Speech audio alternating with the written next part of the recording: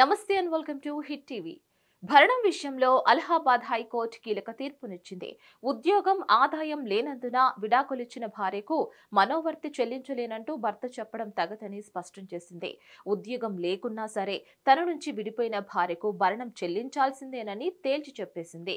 కూలి పని చేసిన రోజుకు 350 నుంచి 400 వరకు వస్తాయని జస్టిస్ రేణు అగర్వాల్ తీర్పు చెప్పారు. ఇక తన నుంచి విడిపోయిన భార్యకు నెలకు 2000 చొప్పున భరణం చెల్లించాలంటూ ట్రయల్ కోర్టు ఇచ్చిన తీర్పును ఉన్నావోకు చెందిన వ్యక్తి హైకోర్టులో ఛాలెంజ్ చేశాడు. ఇక వివరాల్లోకి వెళితే ఉత్తరప్రదేశ్ కు చెందిన ఓ జంటకు 2015లో వివాహం జరిగింది. భర్త అత్తమామలు వరకట్నం కోసం వేధిస్తున్నారంటూ పేర్కొంటూ ఆమె మరుసటి సంవత్సరమే పుట్టింటికి వెళ్లిపోయింది. ఇక విడాకుల కోసం ఆమె ఫ్యామిలీ కోర్టులో పిటిషన్ వేయగా ఆ న్యాయస్థానం అనుకూలంగా స్పందించింది. ప్రతి నెల భరణం ఇవ్వాలని ఆదేశించింది. ఇక భరణం చెల్లించకపోవడంతో ఆమె హైకోర్టును ఆశ్రయించారు.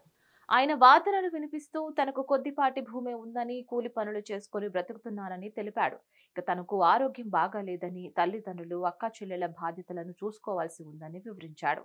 ఇక తాను అద్దె ఇంట్లో ఉంటున్నానని, ఆమె ప్రైవేటు స్కూళ్లలో పనిచేస్తూ నెలకు 10,000 సంపాదిస్తుందని చెప్పాడు. అయితే ఈ వాదనతో న్యాయమూర్తి ఏకీభవించలేదు. ఆమె టీచర్గా పనిచేస్తుంది అనడానికి ఎలాంటి ఆధారాలు చూపలేదని తెలిపారు. ఆరోగ్యంగా ఉన్నందున రోజువారీ కూలి పనులైనా చేసి సంపాదించవచ్చునని, దాని నుంచి భరణం చెల్లించాల్సిందేనని స్పష్టంగా తీర్పు చెప్పింది. మరిన్ని అప్డేట్స్ కోసం please like, share and subscribe to hit TV. Hit TV presents like, share, comment.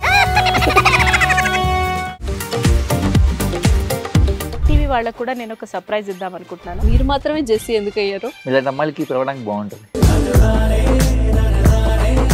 Chandu సాయికి like you and have a జనాలకి ఒక పేరు నచ్చిందంటే దీనికి ఒక ప్రాసెస్ ఉంటుంది.